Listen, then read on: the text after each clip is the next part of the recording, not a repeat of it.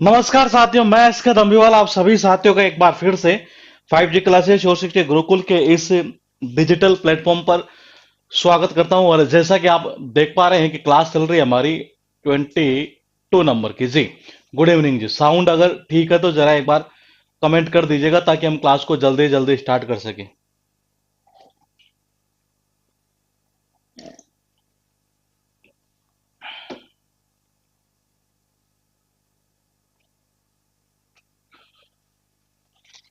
नमस्ते जी। साउंड ठीक है?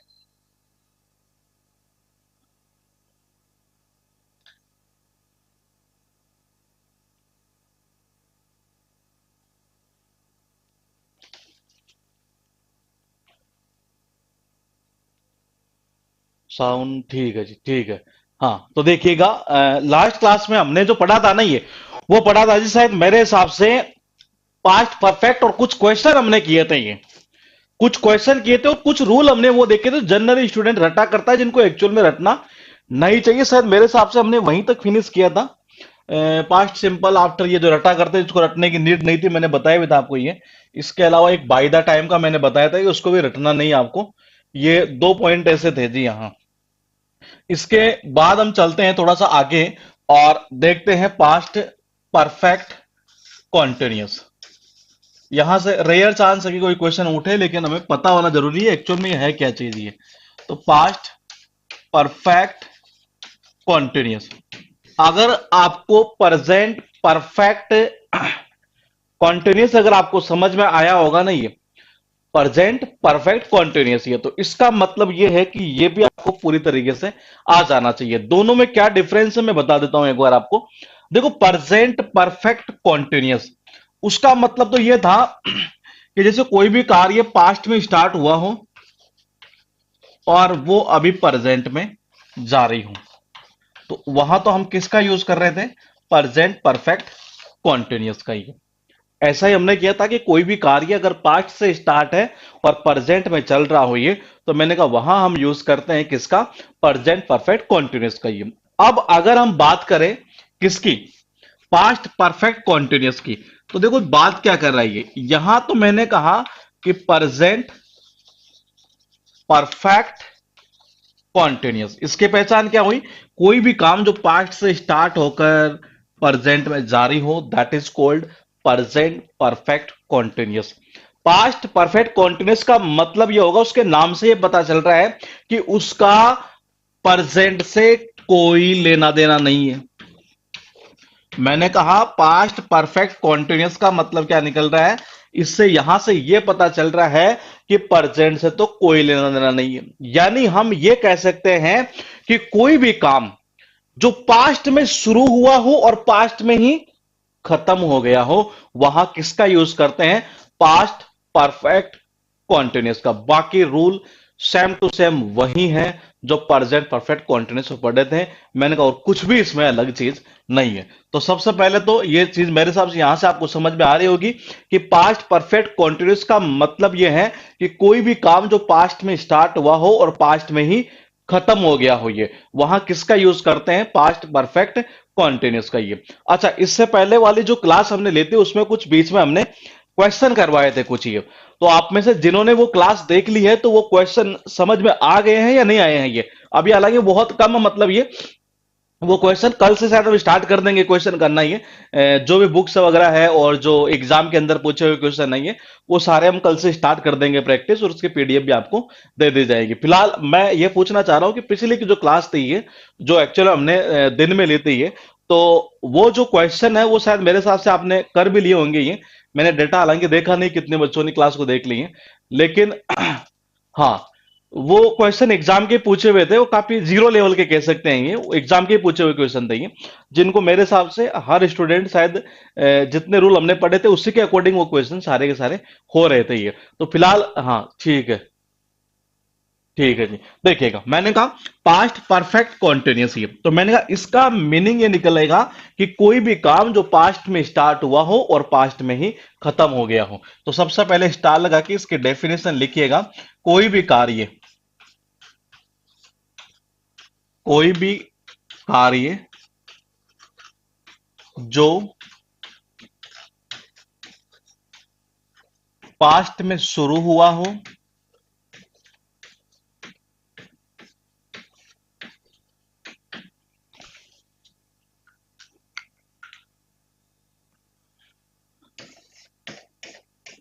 और पास्ट में ही खत्म हो जाए, में ही फिनिश हो जाए, तो वहां हम यूज किसका करेंगे? पास्ट परफेक्ट कॉन्टिन्यूस का।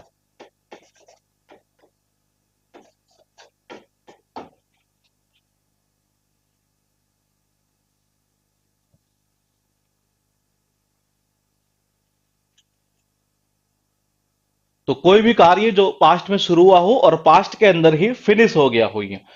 अब इसमें पता है एक समस्या कहां आएगी, अभी हम देखते हैं। उससे पहले हम ये देख लेते हैं कि इसकी हेल्पिंग वर्ब क्या होगी, मैन वर्ब क्या होगी, और कुछ जो कीवर्ड हम यूज करेंगे टाइम के लिए वो कौन से आएंगे इसमें ये। तो देखो सबसे पहले तो आपको क्या पता होना जरूरी है, बता दूं मैं आपको। आपको सबसे पहले मैन वर्ब का पता होना जरूरी है, और वो कहां से है? वो यहां से पता चलेगा कि पास्ट परफेक्ट कॉन्टिन्यूस। कॉन्टिन्यूस का मतलब क्या हुआ? कॉन्टिन्यूस का अर्थ सीधी सी भाषा में कहें तो वर्ब की फर्स्ट फॉर्म प्लस आईएनजी। तो इसमें जो मैन वर्ब की फॉर्म आएगी वो कौन सी आएगी? वर्ब की फर्स्ट फॉर्म प्लस आईएनजी। अब हम बात करते हैं यहां से किसकी? कुछ कीवर्ड की जो टाइम के लिए यूज करेंगे, जैसा हमने वहां यूज किया था किसमें?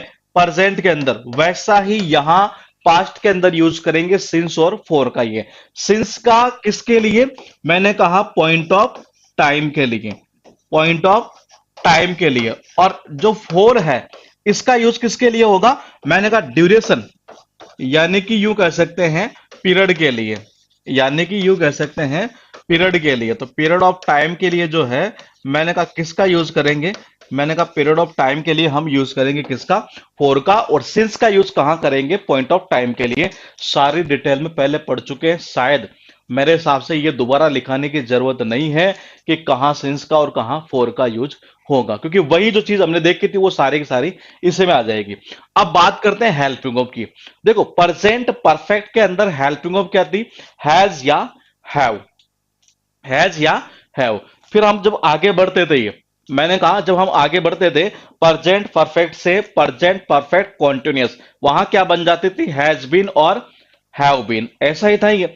अब हम थोड़ा सा इधर चलते हैं, ये किधर? पास्ट की तरफ। ये पास्ट की तरफ चलते हैं, और पास्ट परफेक्ट में क्या थी? हैड थी। तो इसका मतलब इधर क्या हो जाएगा? अब हैड बीन। ये मैंने कहा इधर क्या हो जाएगा?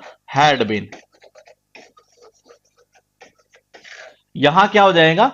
Had been. और मैन ऑफ की कौन सी फॉर्म आ जाएगी? ING form. ये और कीवर्ड कौन सा यूज करेंगे हम? सिंस या फॉर का यूज करेंगे। ये तो यहां तक एक बार आप नोट करिए, और फिर इसके हम स्ट्रक्चर बनाते हैं ये, और फिर ये समझते हैं कि एक्चुअल में कहना क्या चाह रहा है कि पास्ट में शुरू हो और पास्ट में ही खत्म हो जाए।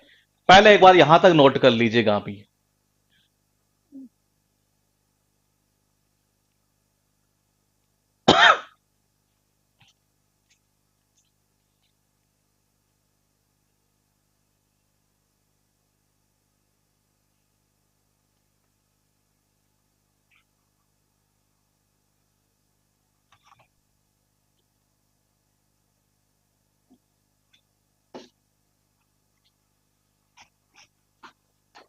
ठीक है, अब देखिएगा सबसे पहले एक बार स्ट्रक्चर देख लेते हैं हम ये। तो अफर्मेटिव यानी कि पॉजिटिव जो सेंटेंस है एक तरह से ये, उनकी स्ट्रक्चर क्या होगी? देखो जैसे स्ट्रक्चर हमने सीखी है किसमें? प्रेजेंट परफेक्ट कॉन्टिन्यूस में, सेम टू सेम वही बना दो। जहां हैज है होता वहां हेड लगा दो, काम खत्म। ये इतनी सी स्ट्रक्चर इसकी है। तो मैंने कहा ये बन जाएगा कैसे? अगर हम इसकी बात करें अफर्मेटिव की,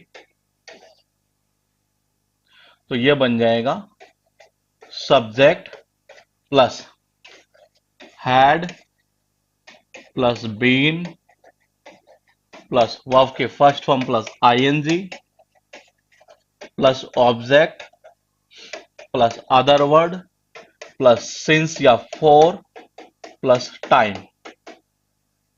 ये बन गई थी यहां से अफर्मेटिव की। अब बात करते हैं यहां से नेगेटिव की। कुछ नहीं करना, नोट लगाना है बस। ये negative, subject plus had plus not plus been plus verb की first form plus ING object other word plus since या फॉर और प्लस टाइम। और इंटेरोगेटिव की क्या बन जाएगी?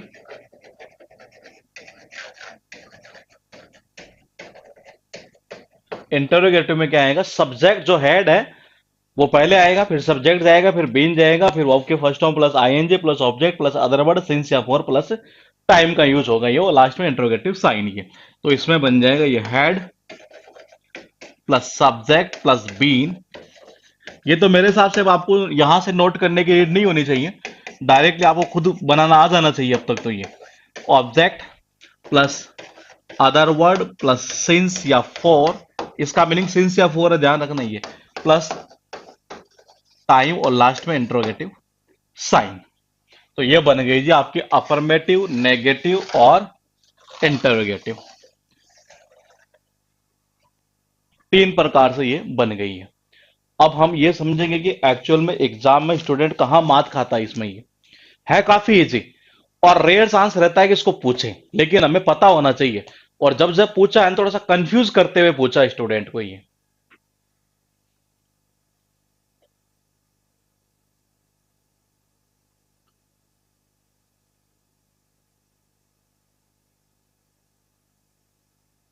ठीक है, अब देखिए मैं बताऊं आपको कैसे पूछेगा।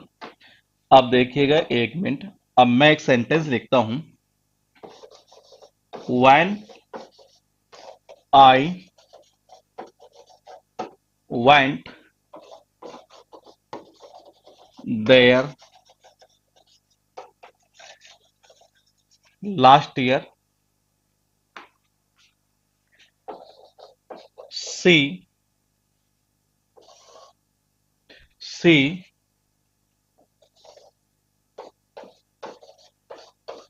इन दिस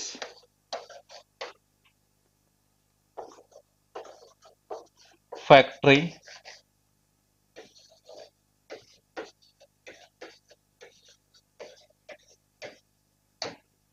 ये सेंटेंस हमने लिखा यहां पर। हाँ,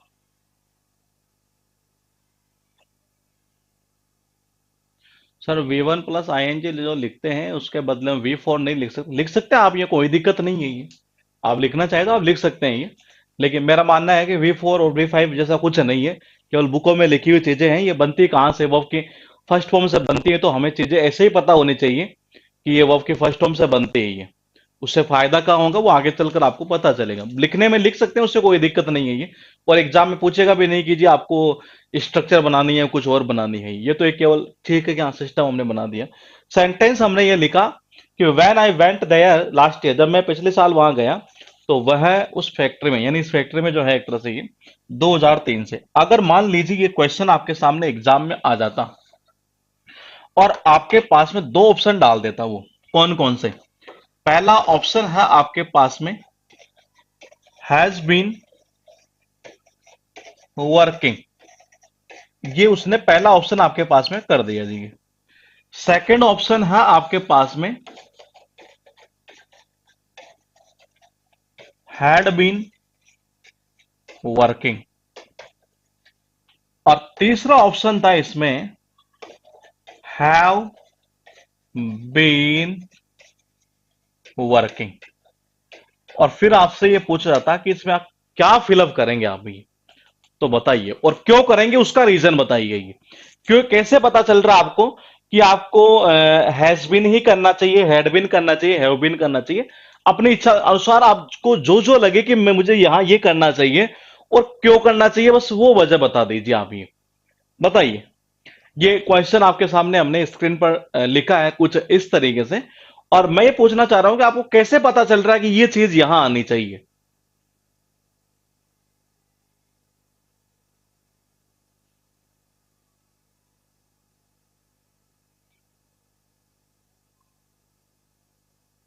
हाँ बिल्कुल बिल्कुल सही है। देखिए कौन सा आएगा इसमें, हैड बीन वर्किंग क्यों आएगा? देखो इससे पता कैसे चल रहा है हमें कि ये मामला पास्ट का है ये। तो देखो मामला पास्ट का यहां से पता चल रहा है, when I went there last year, कि जब मैं पिछली साल वहां गया। कब गया? पिछली साल, लास्ट ईयर की ये बात कर रहा है एक तरह से ये। तो ये कह रहा है कि सी इन दिस फैक्ट्री सिंस 2003, यानी यूं कह सकते हैं कि जब मैं लास्ट ईयर गया तो वह इस कंपनी में 2003 से काम कर रही थी, क्योंकि बात क्या कर रहा है? पास्ट की कर रहा है। यहां से शुरुआत में आपको यह हिंट कर दिया गया कि ये बात किसकी कर रहा है? पास्ट की कर रहा है ये। तो पास्ट का हिंट आपको यहां से मिल चुका है। तो इससे यह आपको पता चल रहा है कि वो 2003 से काम कर रही थी इस फैक्ट्री में ये। तो मैंने कहा इसने क्या किया? 2003 में शुरुआत कब की थी? 2003 में। और जब ये गया नहीं है, वो कह रहा है कि 2003 से इस फैक्ट्री में काम कर रही थी, यानी पास्ट में स्टार्ट हुआ और पास्ट में ही खत्म, प्रेजेंट से कोई मतलब नहीं है। और यहां से पता चल रहा है कि बात पूरी किसकी कर रहा है? पास्ट की कर रहा है। तो जब भी एग्जाम में कोई क्वेश्चन अगर ऐसा दिया जाता है इस टेंस से रिलेटेड, तो 99.99% ऐसा ही रहेगा कि आपको हिंट की जाएगी वहां पर ये। और अगर मान लीजिए फिल इन द ब्लैंक्स का क्वेश्चन आता है तो वहां फिर फायदे की चीज रहती है। अब इसमें स्टूडेंट कई ऐसा भी दिमाग लगा सकते थे ये, कैसे? इसको देखते नहीं, डायरेक्टली वहां से कर देते कि सी, अरे कर दे बोले हैज बीन वर्किंग। नहीं, आप पहले देखिए कि वो कहना क्या चाह रहा है। वो ये कह रहा है कि जब मैं लास्ट ईयर गया ना वहां ये, तो इस फैक्ट्री के अंदर जो है 2003 से काम कर रही थी, यानी पास्ट में शुरू किया और पास्ट में ही खत्म, प्रेजेंट से तो कोई मतलब ही नहीं है। तो यानी आंसर कौन सा होगा? ये। कौन सा होगा? ये बी वाला। अब अगर मान लीजिए आपके पास में एग्जाम में ऐसा कर दिया जाए कि ये नहीं है, मैंने कहा ये जो है ना ये आपके पास में ये सेंटेंस नहीं लिखा हुआ, और केवल आपके पास में लिखा हुआ है सी इन दिस फैक्ट्री सिंस इतना इतना। अब बताओ आंसर क्या करोगे? मैंने कहा आपके पास में ऐसा तो कुछ भी लिखा हुआ नहीं है, लेकिन उसने आपके पास ऐसे ऑप्शन रख दिए है। अब क्या करेंगे? क्योंकि ऐसा क्वेश्चन एग्जाम में आया है, और जब आया है तो स्टूडेंट को ऐसा लगा कि नहीं यार, क्वेश्चन बनाने वाले ने गलती कर दी, जबकि ऐसा नहीं था ये। बताइए अब आप इसमें आंसर क्या करते हैं इस कंडीशन में? पहले वाली कंडीशन मैंने बता दी, मेरे हिसाब से शायद वहां तक कोई दिक्कत नहीं आनी चाहिए। लेकिन अगर मान लीजिए ये सेंटेंस नहीं दिया उसने, और केवल इतना सा दे दिया और आपको कोई हिंट नहीं की गई कि ये पास्ट का है कि प्रेजेंट का है, तो आप कैसे आंसर करेंगे यहां पर ये? हाँ, देखिए कहने में हम ये कह सकते हैं कि दोनों आंसर संभव है, लेकिन अब समस्या है कि फिर एग्जाम में कौन सा माने। भाई ऐसा भी तो हो सकता है कि उसने इस घटना के बारे में नहीं बताया हो, और वह इस मैंने कहा वह इस फैक्ट्री में 2003 से काम कर रही है, 2003 से काम कर रही थी। दोनों चीजें देखो, ऐसे लगता है कि दोनों सही है। तो मैंने कहा इस कंडीशन में आप एग्जाम में क्या करेंगे? आप प्रेजेंट वाले को पहली प्रायोरिटी देंगे। क्यों? क्योंकि इससे आपको कोई हिंट नहीं की जा रही कि कहीं ना कि ये कहीं पास्ट का है क्या एक तरह से ये। तो मैंने कहा इस कंडीशन में आंसर कर देना ये।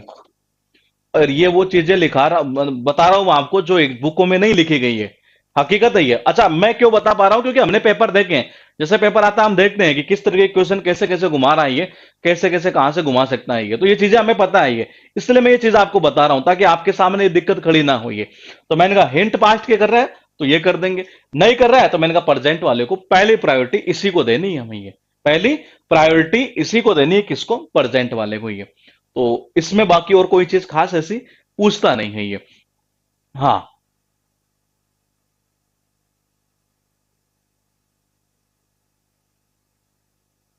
सर और 2003 जा है मतलब क्या कहना चाह रहे हैं? सर और जा 3000, 2003 जो है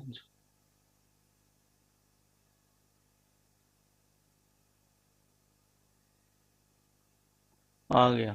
यहां तक कोई समस्या है तो बता दीजिएगा एक बार ये, क्योंकि मैंने कहा दोनों कंडीशन मैंने आपको बता दी है।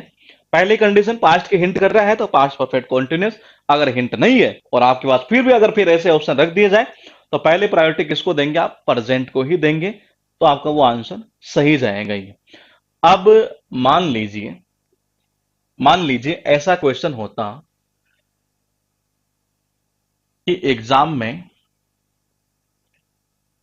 ये सेंटेंस आपको ऐसा का ऐसा दे दिया होता, ठीक है, और आपके सामने ऐसा कर दिया होता, सी वाज वर्किंग। मैंने कहा मान लीजिए आपके पास में ऐसा कर देता। अब मैं आपको ऑप्शन नहीं दे रहा यहां, मतलब ये इस ऑप्शन को आप भूल जाइए एक बार के लिए कि ये ऑप्शन आपके पास में है। अब मैं आपसे ये पूछना चाह रहा हूं, क्या ये सेंटेंस सही है? When I went there last year, मैंने कहा when I went there last year she was working in this factory since इतना इतना। सेंटेंस सही कि गलत, बताइए।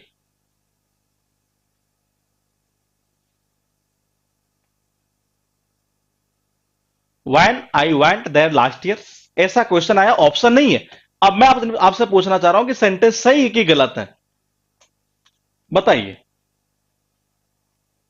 फिर कह रहा हूं, मैंने क्या लिखा? She was working in this factory since इतना। बिल्कुल, देखते हैं। गलत है, बिल्कुल जी, सही नहीं है, ये गलत है। क्यों? क्योंकि देखो टाइम दिया हुआ है यहां, सिंस के साथ टाइम लगा हुआ है। अगर आपको ये सही लग रहा है तो इसका मतलब है कि आप पास्ट कॉन्टिन्यूस और पास्ट परफेक्ट कॉन्टिन्यूस में डिफरेंस नहीं कर पा रहे हैं ये। हाँ बिल्कुल सही है, बिकॉज ऑफ सिंस। सिंस दिया हुआ है यहां, टाइम दिया हुआ है। तो मैंने कहा पास्ट पर पास्ट कॉन्टिन्यूस का मतलब होता है कोई भी काम जो पास्ट में प्रोग्रेस में था। और पास्ट परफेक्ट कॉन्टिन्यूस का मतलब क्या होता है, इसमें समय आ जाता है। ये परफेक्ट कॉन्टिन्यूस शुरुआत बताया नहीं था मैंने कि इसमें समय लग जाता है यहां पर ये। तो मैंने कहा समय वाला ये डिफरेंस होता है इसमें ये। तो ये गलत है, यहां क्या होगा? हैड बीन वर्किंग आएगा, यानी वॉज की जगह हैड बीन आएगा ये, तब जाकर ये सही होगा ये। तो आप ऐसे कर मत देना, क्योंकि जैसे जैसे क्वेश्चन एग्जाम में पूछे हुए हैं मैं वैसे वैसे आपको बताते चल रहा हूं ये। तो मैंने कहा सिंस के साथ टाइम दिया हुआ है, इसलिए वाज वर्किंग तो पास्ट कंटिन्यूस हो गया, तो वो तो वैसे ही गलत है एक तरह से ये। जैसे कि मैंने कहा, एक क्वेश्चन पूछा था एग्जाम में, थोड़ा सा इसी को आगे लेते हैं ये। और ये क्वेश्चन जो मैं लिख रहा हूं ये बड़ा ही सिंपल क्वेश्चन है, लेकिन एग्जाम में ये बार बार रिपीट मतलब हुआ है ये, ऐसे ऐसे ही मतलब ये is ringing for 2 minutes.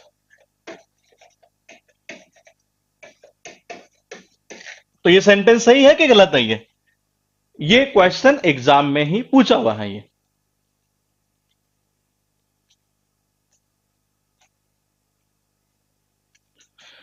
The bell is ringing for 2 minutes, sentence सही है कि गलत है ये?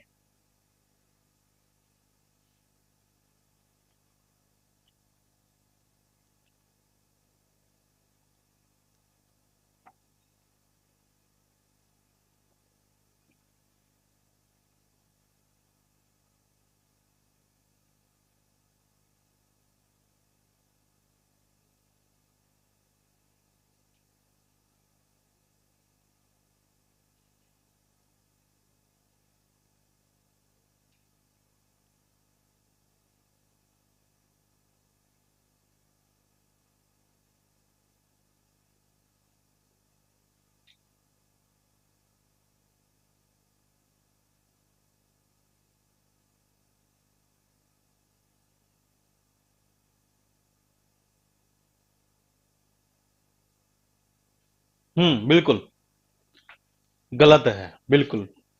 देखो गलत है, कैसे पता चल रहा है? फोर के साथ टाइम दिया हुआ है क्या? बिल्कुल दिया हुआ है, यानी ये कहना चाह रहा है कि ये 2 मिनट पहले, मान लीजिए ये 8:53 और मैं 8:55 पर क्या बोल रहा हूं? मैंने 8:55 पर यह बोला कि जी ये जो बैल है ना वो 2 मिनट से बज रही है, यानी स्टार्ट कब हुआ? 8:53 तो बीत चुका, यानी कि पास्ट। और जारी कहां है? प्रेजेंट के अंदर। इसका मतलब क्या हुआ कि प्रेजेंट परफेक्ट कॉन्टिन्यूस, जबकि टेंस कौन सा है यहां? इज के साथ यहां लगा हुआ आईएनजी। तो मैंने कहा ये गलत है। मैंने कहा इज के साथ आईएनजी का मतलब क्या हुआ? मैंने कहा इजेमार के साथ आईएनजी का मतलब हुआ प्रेजेंट कॉन्टिन्यूस, जबकि नीड किसकी है हमें? मैंने कहा नीड किसकी है? नीड है हमें इसकी प्रेजेंट परफेक्ट कॉन्टिन्यूस, यानी कि इज की जगह क्या आएगा?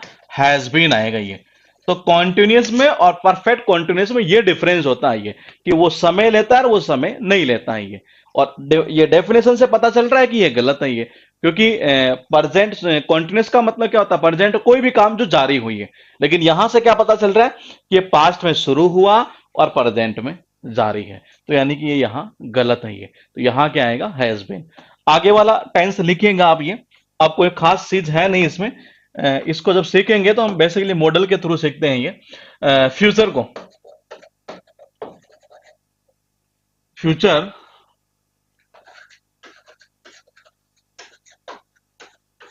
इनडेफिनेट टेंस, मतलब कोई खास चीज नहीं है एक तरह से ये। इसको बेसिकली हम जब पढ़ेंगे ये विल और सेल का यूज, वो हम नॉर्मली मॉडल के अंदर पढ़ा करते हैं ये, क्योंकि हालांकि वो एग्जाम में इतना कोई काम का भी नहीं है, लेकिन पढ़ेंगे तब इसको मॉडल के रूप में पढ़ेंगे। और फ्यूचर टेंस का नॉर्मली जो लोग ये कहते हैं कि टेंस नहीं होता है, उसके पीछे वजह भी यही है। क्यों? क्योंकि ये मॉडल से बनते हैं एक तरह से ये। मैंने कहा ये मॉडल से बना करते हैं, इसलिए ये ऐसा कहते हैं। कई बुकों में आपने देखा होगा कि टेंस दो ही होते हैं। तो इस वजह से क्या कहा करते हैं, क्योंकि ये मॉडल के थ्रू बना करता है ये टेंस के। तो मैंने कहा बात करते हैं हम यहां से फ्यूचर इंडेफिनेट टेंस की। और फ्यूचर इंडेफिनेट टेंस के अंदर सबसे पहले ये बात करते हैं कि ये एक्चुअल में इसकी डेफिनेशन क्या होनी चाहिए। डेफिनेशन ये होगी कि कोई भी काम हो सकता है जो मतलब कि फ्यूचर के अंदर हो। जैसे कि मैंने कहा कि मैं कल वहां जाऊंगा, मैं कल वहां जाऊंगा, यानी जाने का काम कब है? कल है जी। ये फ्यूचर की बात कर रहा है ये। तो मैंने कहा फ्यूचर की कोई भी घटना हो सकती है, कोई भी अवस्था हो सकती है, कोई स्टेट हो सकती है एक तरह से ये। मैंने कहा उसको डिनोट या उसको शो करने के लिए बेसिकली हम किसका यूज करते हैं? फ्यूचर इनडेफिनेट टेंस का यूज किया करते हैं। ये किसका? फ्यूचर इनडेफिनेट टेंस का ही है। जैसे कि मैं कल जाऊंगा, मैं कल वहां आऊंगा, जो भी है एक तरह से ये। तो मैंने कहा ये सारी चीजें क्या है? फ्यूचर को डिनोट कर रही है। तो मैंने कहा वहां यूज करते हैं फ्यूचर इनडेफिनेट टेंस का ही है। सबसे पहले हम बात करते हैं।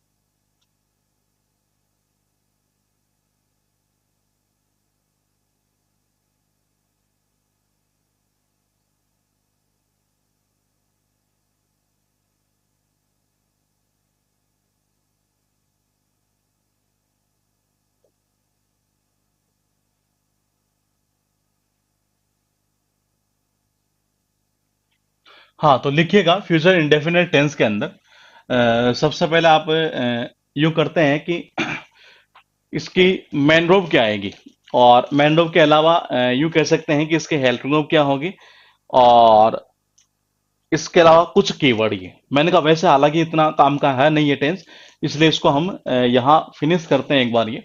मैंने कहा फ्यूचर इंडेफिनेट टेंस ही है। तो सबसे पहले आप इसकी हेल्पिंग वर्ब लिखिएगा। ये दिख रहा है कि इसमें पता नहीं सेटिंग इसमें क्या हुई अचानक ये, सारे पॉइंट चेक कर लिए, आ क्यों नहीं रहा?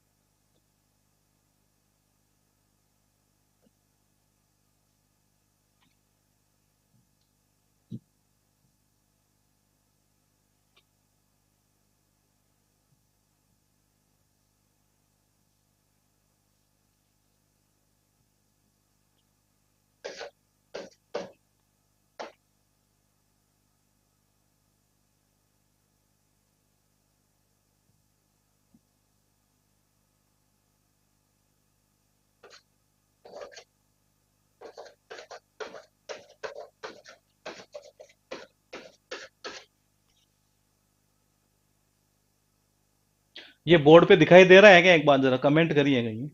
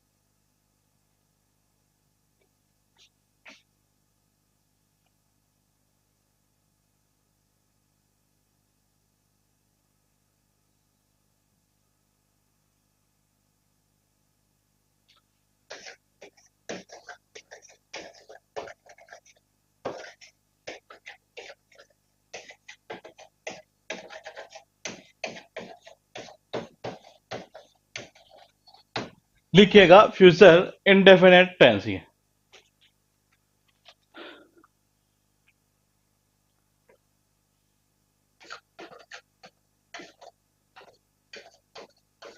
तो ये बेसिकली क्या करेगा, फ्यूचर का कोई भी एक्शन जो होगा ना ये उसको मतलब कि डिनोट करने का काम करेगा।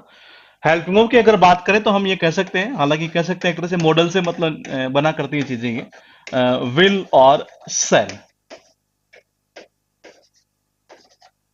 विल का जो यूज है वो नॉर्मली हम कहें तो कह सकते हैं कि ही, सी, इट, यू, दे, और कोई भी नाम हो एक तरह से ये, या कोई भी चीज हो उसके साथ क्या आएगा, विल का यूज। और आई और वी के साथ किसका करते हैं, ये। देखो रूल तो बना हुआ है, ये सीधी सी बात कर रही है। लेकिन अगर हम एट परसेंट में एग्जाम के पॉइंट ऑफ व्यू से देखते हैं तो आई और वी के साथ हम विल का भी यूज कर सकते हैं, और ही और सी के साथ सेल का भी यूज कर सकते हैं, अगर हम एग्जाम के पॉइंट ऑफ व्यू की बात करें। और यूं कह सकते हैं कहीं ना कहीं मॉडर्न इंग्लिश की बात करें ये, तो मैंने कहा हम इसमें किसी के भी साथ किसी का भी यूज कर सकते हैं। तो हमें यही चीज पता करनी है इसमें, मतलब कि हमें यही चीज ध्यान में रखनी है कि किसी के भी साथ किसी का भी यूज किया जा सकता है ये। बाकी इसका जो डिटेल है कि जैसे सेंटेंस के अंदर कहीं थ्रेट का तो भाव नहीं है, कोई ऑर्डर का तो नहीं है, कोई सजेशन का तो नहीं है, उस कंडीशन में क्या यूज किया जाए वो हमारे एग्जाम के पॉइंट ऑफ व्यू से न के बराबर काम की चीज है, न के बराबर आप समझते हैं कोई मतलब की नहीं है। हालांकि उसको मॉडल में पढ़ेंगे ये पूरी चीज ये, फिलहाल यहां पर जो चीज काम की वही चीज हम देखते हुए चल रही है।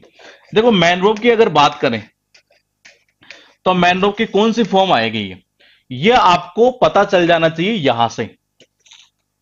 इनडेफिनेट, जैसे अगर मैं बात करूं प्रेजेंट सिंपल की, वर्ब की कौन सी फॉर्म थी, फर्स्ट फॉर्म थी।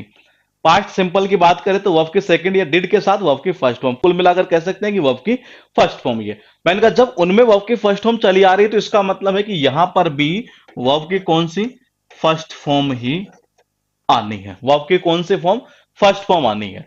अब हम बात करें कुछ कीवर्ड की, मतलब फिक्स याद नहीं करना है इनको, मैंने आपको पूरी टेंस के दौरान ये चीज समझाई कि रटना नहीं है कभी भी कि नेक्स्ट इसी में आएगा कि ये, मैंने कहा नेक्स्ट,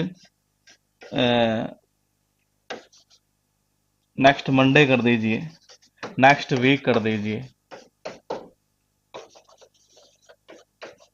टुमारो कर दीजिए। तो ये जितने भी कीवर्ड है इससे पता चलता है कि ये फ्यूचर का एक्शन है एक तरह से ये। हाँ, तो वर्ब की कौन सी फॉर्म आएगी? फर्स्ट फॉर्म ये। और अब स्ट्रक्चर आप खुद बनाइएगा और फिर एक बार यहां से चेक करिएगा कि क्या आपने सही बनाई है कि गलत बनाई है, क्योंकि स्ट्रक्चर अब यहां तक आते आते तो आ ही जाना चाहिए आपको बनाना। और अगर यहां तक भी नहीं आ रही है तो आगे वाले जो मैंने पहले कहा कि 7 टॉपिक पूरे इसी टेंस के टॉपिक पर डिपेंड है ये। यह आना मतलब आगे वाले टॉपिक का हमने रास्ता साफ कर लिया है ये। तो next Monday, next week, tomorrow, etcetera. और स्ट्रक्चर की अगर हम बात करें तो आप पहले अपनी नोटबुक में खुद बनाइए और फिर यहां से देखिएगा, इनका बहुत फायदा होगा आगे चलकर स्ट्रक्चर का ये। बात करें अगर हम अफर्मेटिव सेंटेंस की यानी कि पॉजिटिव,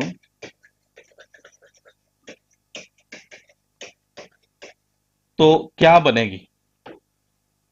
सब्जेक्ट प्लस विल या शैल प्लस वर्ब की first form plus object plus other word.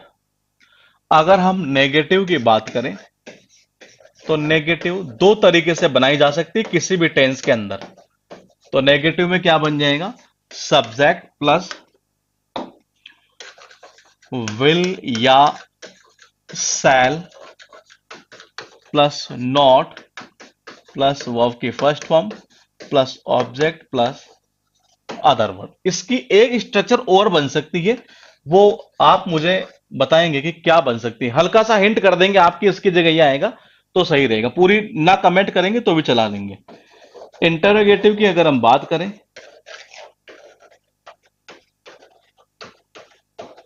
तो इंट्रोगेटिव में क्या होगा?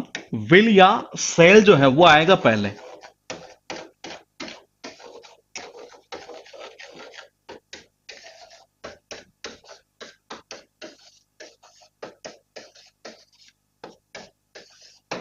और इंटरोगेटिव साइन।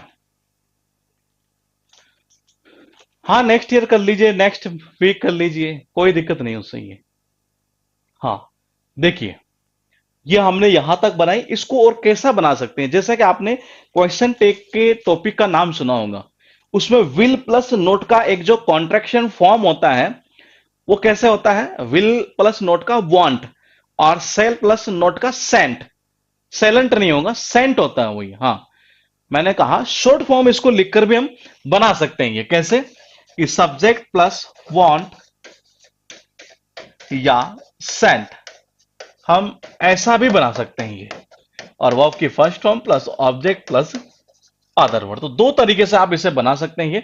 हर टेंस में हम यही देखते हुए आ रहे हैं कि हेल्पिंग वर्ब के साथ में अगर किसको, मैं नोट को दोनों का कॉन्ट्रैक्शन फॉर्म बनाए तो इस तरीके से बनाया करते हैं। एन, अब ये ऊपर जो साइन आता है एक तरह से ये अपोस्ट्रोफी का ये, मैंने कहा ये, और फिर टी लगा कर ये।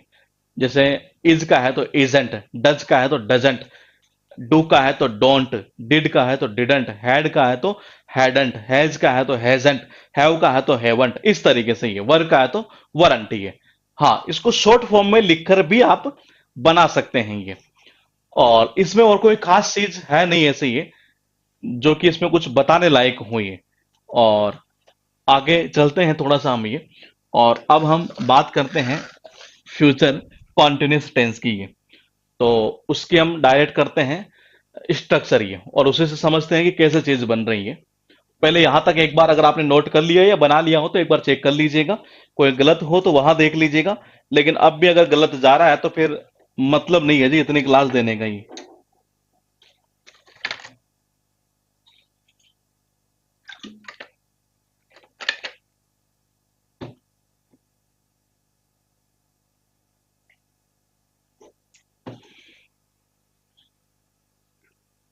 ठीक है, अब देखिएगा, बात करते हैं फ्यूचर कॉन्टिन्यूस। देखो फ्यूचर कॉन्टिन्यूस का मतलब क्या होगा? कॉन्टिन्यूस से ये पता चल रहा है कि लगातार, समझ रहे हैं? ये मैंने कहा लगातार ये। कॉन्टिन्यूस का मतलब क्या हुआ, लगातार। फ्यूचर से पता चल रहा है कि काम होगा कब, फ्यूचर के अंदर होगा। जैसे कि वह क्रिकेट खेल रहा होगा, वह पढ़ाई कर रहा होगा, वह कल वहां जा रहा होगा। यानी सारा का सारा काम कब, फ्यूचर के अंदर एक तरह से ये कॉन्टिन्यूस हो, मतलब कि कंटिन्यू एक तरह से प्रोग्रेस में हुई है, तो वहां किसका यूज कर देते हैं, फ्यूचर कॉन्टिन्यूस टेंस का। ये तो लिखिएगा सबसे पहले ये, जैसे कि मैंने कहा फ्यूचर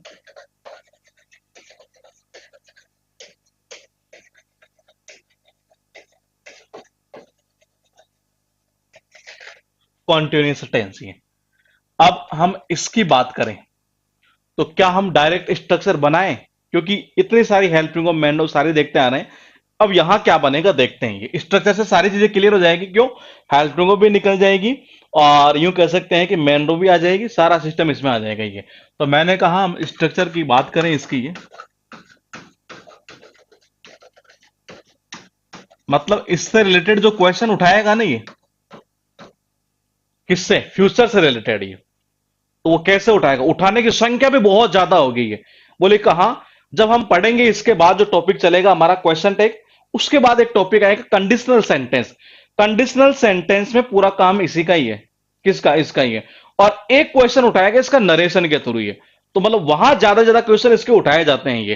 तो मैंने कहा फ्यूचर कॉन्टिन्यूस टेंस की बात करें, अफर्मेटिव सेंटेंस में देखो क्या बन जाएगी, सब्जेक्ट प्लस, मैंने कहा विल या shall plus be plus continuous, यानी कि वर्ब की first form plus ING plus object और प्लस अदर वर्ड।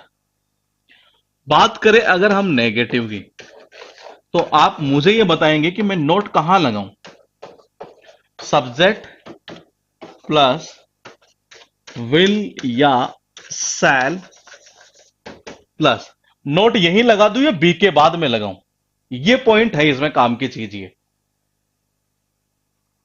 जो नोट लगेगा ना वो बी से पहले लगाऊं कि बाद में लगाऊं, नोट।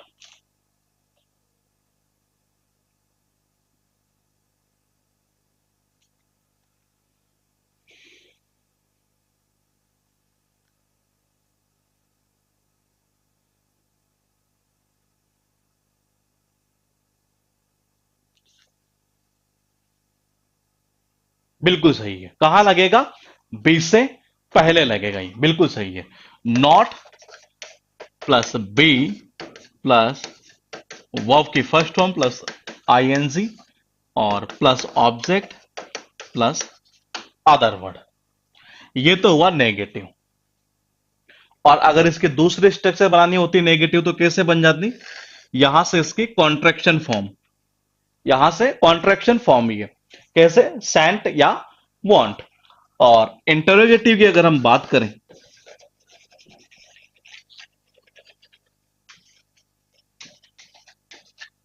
तो मैंने कहा विल या shall plus subject plus be plus verb के फर्स्ट फॉर्म प्लस आईएनजी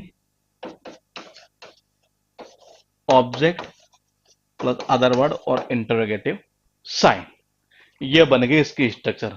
कोई भी काम, हाँ, मैंने कहा कोई भी कार्य हो सकता है ये, जो मतलब कि एक तरह से ये पास्ट के अंदर, सॉरी फ्यूचर के अंदर क्या होगा, कॉन्टिन्यूस होगा, एक तरह से कंटिन्यू होगा, एक तरह से प्रोग्रेस में होगा। तो वहां हम इस यूज किसका करेंगे, फ्यूचर कॉन्टिन्यूस टेंस का।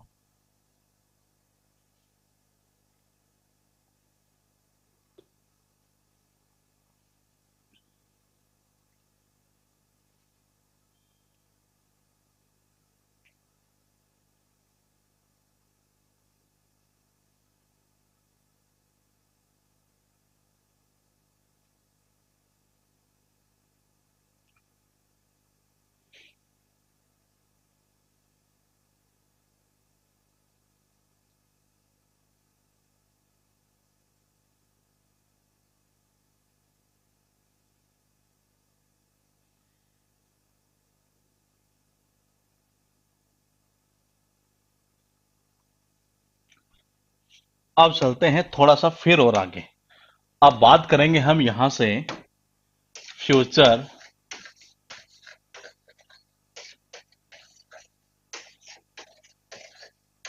परफेक्ट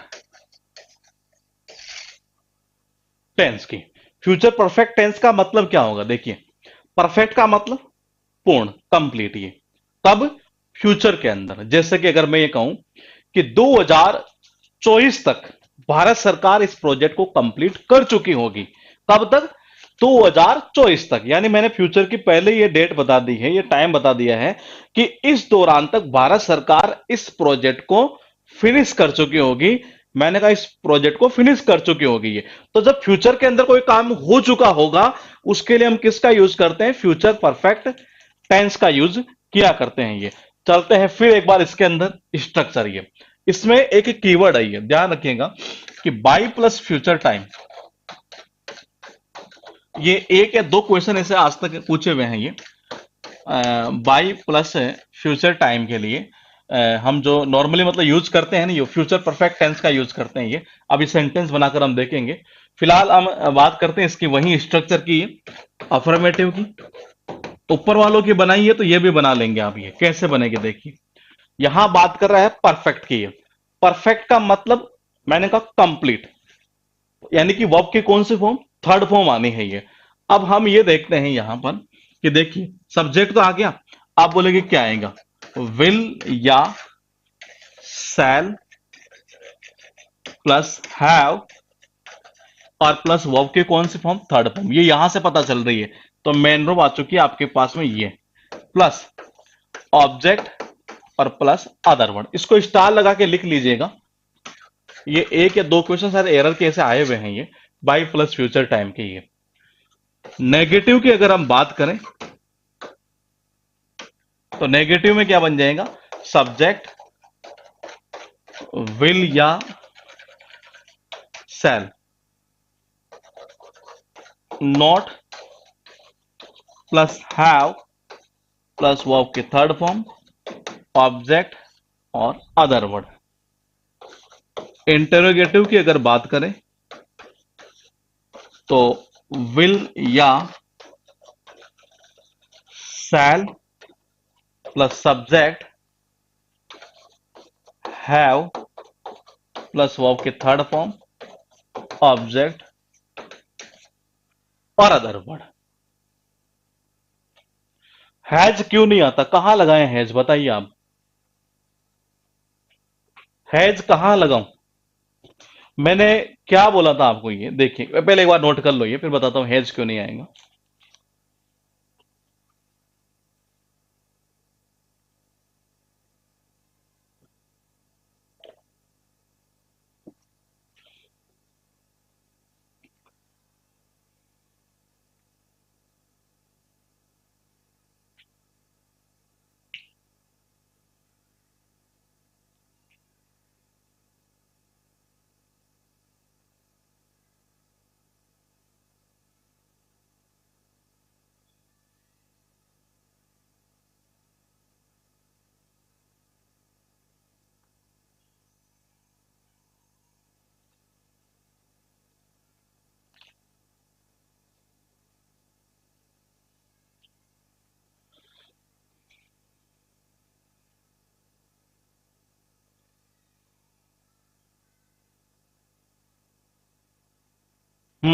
अब देखिए, पॉइंट ये उठ रहा है कि जी हैज क्यों नहीं आएगा।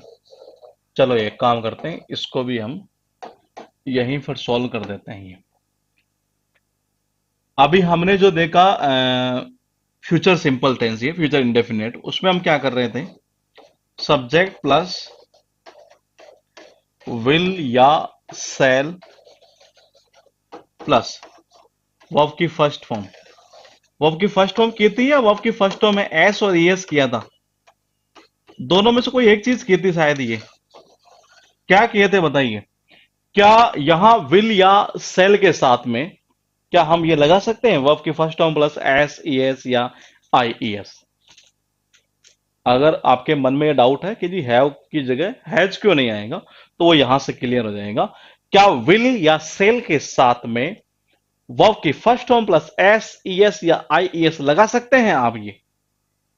अगर आप लगा सकते हैं यहां तो फिर वहां हैव की जगह हैज कर लेना, अगर आप नहीं लगा सकते तो फिर नहीं होगा।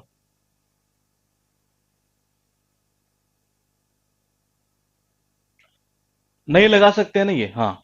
तो मैंने कहा जब आप यहां नहीं लगा सकते हैं कि विल और शैल के साथ किसका यूज कर रहे हैं, वो आपके फर्स्ट फॉर्म का यूज कर रहे हैं, ये एस यस का यूज नहीं करेंगे। यहां पर भी तो वही मामला है ये, कि जैसे हमने वर्ब की फर्स्ट फॉर्म सपोज कीजिए डू है, जो छोड़िए ईट कर लीजिए, ये ईट वर्ब की फर्स्ट फॉर्म है। ईट्स कैसे बनाते हैं, इसमें एस ई एस या आई ई एस ऐसा ही करते हैं ये, ठीक है। दूसरा ये मैंने कहा बात करते हैं किसकी, हैव की। मैंने कहा हैव क्या है, वो आपकी फर्स्ट फॉर्म। एट क्या है, वो आपकी फर्स्ट फॉर्म। इसको सिंगुलर बनाना तो क्या करते हैं, S E S I S, has, इसलिए यहां नहीं लगेगा ये यहां नहीं लगेगा। दूसरा एक कमेंट जो आया था वो भी सही था, कि मॉडल के साथ में हम हैज का यूज नहीं करते। ये मॉडल जो है ना, ये मॉडल के ऊपर सब्जेक्ट का कोई फर्क नहीं पड़ता ये, कि वो सिंगुलर है कि वो प्लूरल है। ये मॉडल के ऊपर सब्जेक्ट का कोई फर्क नहीं पड़ता कि वो सिंगुलर है कि वो प्लूरल है ये। तो मैंने कहा मॉडल के साथ में हम यहां पर ये हैव ही लगाएंगे, हैज का यूज नहीं करेंगे। इसमें जैसा कि मैंने अभी कहा बाय प्लस फ्यूचर टाइम, इससे रिलेटेड क्वेश्चन ऐसे कई बार उठ जाता है ये, कैसे कि बाय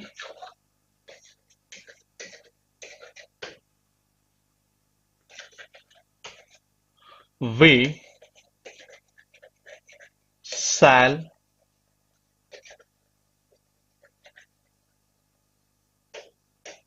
completed our प्रोजेक्ट। यानी इससे ये पता चल रहा है कि बाई प्लस यहां जो ये टाइम दिया हुआ है, ये टाइम कौन सा है। जैसे अगर हम बात करें अभी, तो अभी चल रहा आपका 2022, मैंने कहा 2024, ये कौन सा है, फ्यूचर टाइम। ये कौन सा है, फ्यूचर टाइम। तो बाई प्लस फ्यूचर टाइम की जब बात करता है तो वहां पर हम सामान्यतः कौन से टेंस का यूज करते हैं, फ्यूचर परफेक्ट टेंस का। ही कहना क्या चाह रहा है कि 2024 तक हम इस प्रोजेक्ट को कंप्लीट कर चुके होंगे। कब, 2024 तक। यानी ना तो ये अभी प्रेजेंट में हुआ है ना ये पास्ट में हुआ, ये कब हो रहा है, ये फ्यूचर की बात कर रहा है कि 2024 तक इसको, 2024 तक हम इसको फिनिश मतलब कि कंप्लीट कर चुके होंगे इसको। ये कब तक, 2024 तक। तो बाई प्लस फ्यूचर टाइम जब आता है तो वहां पर हम सामान्यतः टेंस कौन सा यूज करते हैं, फ्यूचर परफेक्ट टेंस का यूज करते हैं ये। ऐसे क्वेश्चन एक बार आया था शायद, ये क्या था वो क्वेश्चन, शायद कि Ramesh will finish his degree, पता नहीं कुछ ऐसा क्वेश्चन था एक बार। बाई प्लस फ्यूचर टाइम दिया हुआ था, शायद 2 या 3 क्वेश्चन मुझे लगता है मैक्सिमम ऐसे पूछे हुए एग्जाम के अंदर ये। तो मैंने कहा बाई प्लस फ्यूचर टाइम के लिए किसका यूज करते हैं हम ये, सामान्यतया फ्यूचर परफेक्ट टेंस का यूज किया करते हैं ये। अब मैं थोड़ा सा आगे बढ़ता हूं और एक लास्ट हम देख लेते हैं, और फिर अब प्रैक्टिस ही प्रैक्टिस करेंगे इस टॉपिक की। Future perfect continuous. तो देखो फ्यूचर परफेक्ट कॉन्टिन्यूस यानी इसका भी प्रेजेंट और पास्ट से कोई लेना देना नहीं है भाई। इसका मतलब क्या हुआ कि ये काम जो है ना, ये काम, जैसे कि अगर मैं ये कहूं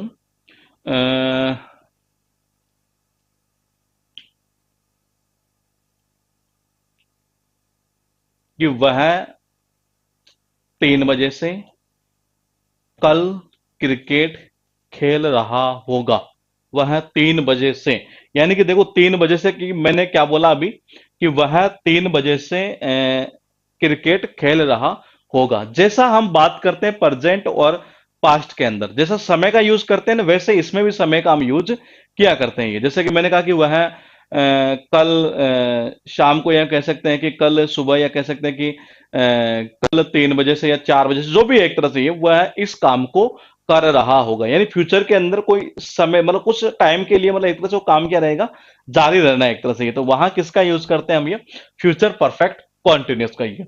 अब इसमें भी थोड़ा सा हम जैसा उनमें चले हैं ना ये प्रेजेंट और पास्ट में, तो ये आपको वैसे समझ में आ जाना चाहिए।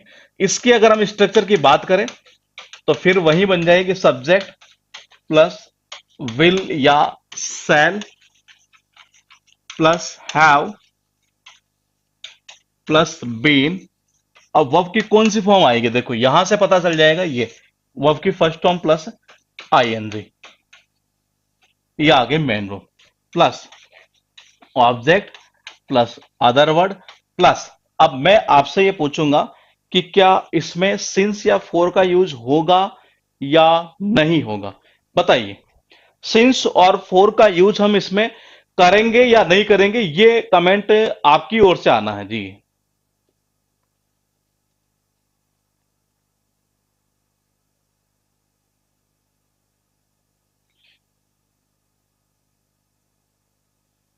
क्या इसमें सिंस और फोर का यूज होगा?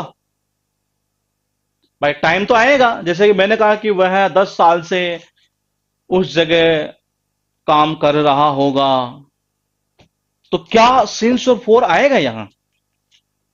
सिंस और फोर, क्योंकि टाइम वाले टाइम का हम यूज कर रहे हैं ना यहां, बताइए।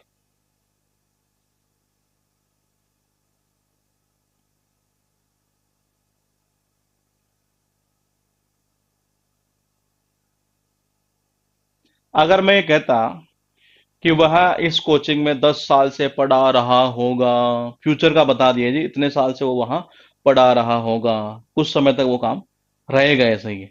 तो मैंने कहा, जैसे मैंने बोला कि 10 साल से, तो क्या वहां हम सिंस फोर का यूज करें? कुछ कह रहे हैं कि होगा, कुछ कह रहे हैं कि नहीं होगा। देखो होगा तो सही, लेकिन होगा क्या, पॉइंट ये है। मैंने कहा होगा क्या, पॉइंट ये है। मैंने कहा सिंस या फोर का नहीं, फ्रॉम या फोर का यूज होगा। किसका यूज करेंगे आप? फ्रॉम या फोर का। मतलब नहीं, मैंने कहा करेंगे तो सही, लेकिन किसका यूज करेंगे? फ्रॉम या फोर का यूज करेंगे। ये फ्रॉम का यूज कहां करेंगे? जहां सिंस का यूज कर रहे थे पॉइंट ऑफ टाइम के लिए, वहां इसमें हम फ्रॉम का यूज किया करते हैं। हालांकि एग्जाम में नहीं पूछता, लेकिन ये चीजें पता होना जरूरी है हमें ये। फिर मैंने कहा फोर का यूज वही ड्यूरेशन के लिए, ये प्लस टाइम। होगा तो सही, लेकिन किसका होगा? फ्रॉम या फोर का। ये फ्रॉम का किसके लिए? जहां सिंस का यूज प्रेजेंट और पास्ट में कर रहे थे नहीं, ये वहां ये आ जाएगा फ्रॉम, ये फ्यूचर के अंदर ये। अगर नेगेटिव की बात करें तो स्ट्रक्चर क्या बनेगी, देखिएगा। सब्जेक्ट प्लस विल या shall plus not plus have been, verb की first form plus ING, object plus other word, from या फॉर प्लस टाइम। तो किसका यूज करेंगे? इसमें फ्रॉम का यूज कर देते हैं।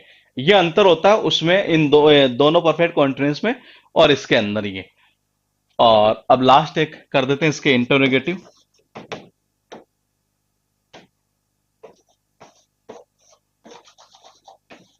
विल या shall, subject plus have been, verb की first form plus ING, object other word,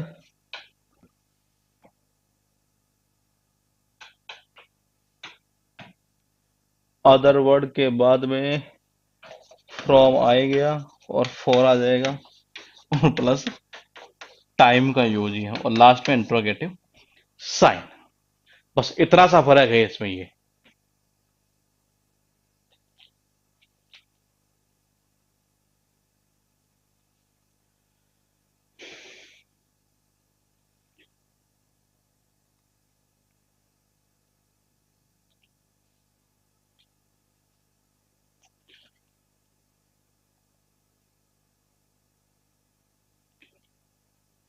ये लिखिएगा।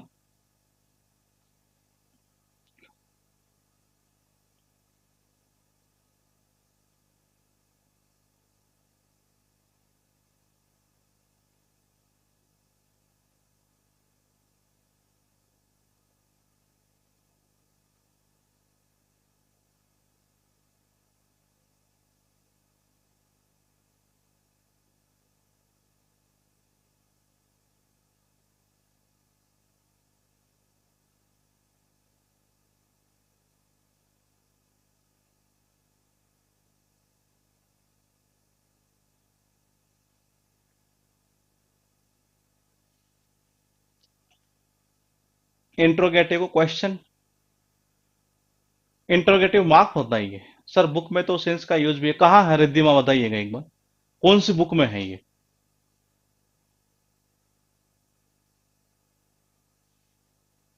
अच्छा ठीक है। हाँ, सिंस का यूज नहीं बताया तो इसलिए नहीं बताया क्योंकि इसमें फ्रॉम का यूज करते हैं हम ये। तो लिखिएगा।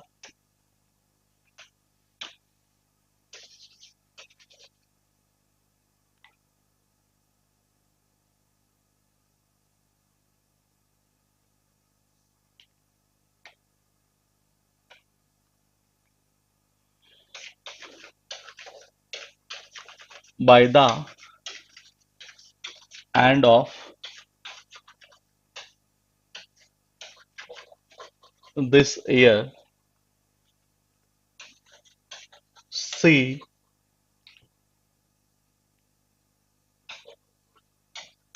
विल हैव बीन वर्किंग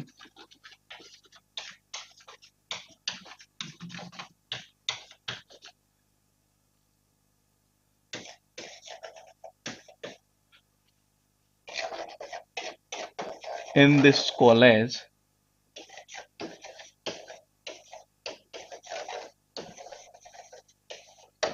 यानी कहना यह जा रहा है कि इस साल के अंत तक वह इस कॉलेज में 5 साल से काम कर रही होगी। तो मैंने कहा ये फ्यूचर परफेक्ट कॉन्टिन्यूस टेंस का इस तरीके से यूज किया करते हैं, मतलब फ्यूचर वाला इतना काम का नहीं है, लेकिन चीजें पता होना हमें जरूरी है ये।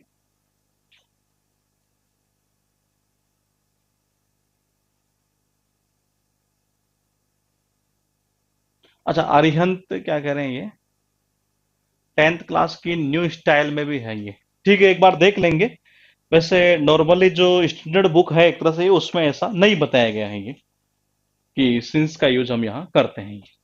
और ऐसा कोई क्वेश्चन भी एग्जाम में नहीं पूछता है कि अगर हम बात करें ये फॉर और फ्रॉम वाली जो है फ्यूचर की जो यूज करते हैं एक तरह से कि इससे रिलेटेड कोई एरर आए तो वो पूछता भी नहीं है। नॉर्मली स्टैंडर्ड जो बुक हो उसमें ऐसा ही ज्यादा देखने को मिलेगा आपको कि फॉर और फ्रॉम का ही यूज किया करते हैं ये। तो ये हुआ। अब कल से तैयार रहिएगा, आप क्वेश्चन करेंगे इसके साथ साथ लगभग 5 से शायद 6 रूल पूरे टेंस के अंदर ही है। मैक्सिमम इतने रूल होंगे जो हम देखेंगे, बाकी जितना हमने पढ़ा है ना ये उसी से किसी भी बुक का क्वेश्चन जो है वो सोल्व हो जाएगा आपका। मैंने कहा किसी भी बुक का हम करके देखेंगे। कल सबसे पहले हम स्टार्ट करेंगे आपका सबसे पहले ऐसा करते हैं बक्से वाली बुक को फिनिश कर देते हैं ये, क्योंकि एक्सरसाइज भी अच्छी है और मजा भी आएगा करने में ये। तो सबसे पहले हम कल करेंगे स्टार्ट, तो एस पे बक्से से करेंगे। फिर और जो बुक है एक तरह से ये उनसे, और प्लस नहीं, पहले पीडीएफ नहीं डालेंगे, पहले पीडीएफ डालने में नुकसान रहता है ये, आपको नोट करने की नीड नहीं होगी उसमें ये। हाँ, लेकिन पहले पीडीएफ डालते हैं तो फिर बच्चा क्या है कि इंटरेस्ट नहीं लेता है ये, वो क्या करता है डायरेक्ट पीडीएफ से खुद ही कर लेता है, बाद में दोस्त हमें दे जाता है कि जी आपने तो कुछ करवाया ही नहीं है। और फिर हमें भी बार बार कॉल आता रहता है कि नहीं सर इसका आंसर डालो, वो डालो, जल्दी जल्दी खत्म करना है। तो जल्दी जल्दी खत्म करने के चक्कर में क्या है कि लास्ट में दोस्त कोचिंग वाले को जाता है कि जी इन्होंने सही ढंग से करवाया नहीं, अदरवाइज हम तो आज इनकम टैक्स इंस्पेक्टर होते हैं। तो हम चाह रहे हैं कि पहले पीडीएफ नहीं डालेंगे, डालेंगे नुकसान आपका है ये, वो अब आप देख लीजिएगा। हमें तो डालने में क्या 2 मिनट लगते हैं, ये क्लिक करना पड़ता है ये। तो मैंने कहा हम कल करेंगे, तो सबसे पहले इसकी एक्सरसाइज उठाएंगे और देखते हैं कितने सारे क्वेश्चन इसमें दिए हुए हैं, क्या क्या एक्सरसाइज है इस टेंस की है। फिर उसके बाद में हाँ, पीडीएफ जो मिलेगी वो इसे स्टडी मटेरियल के नाम से एक ऑप्शन आएगा आपके ये।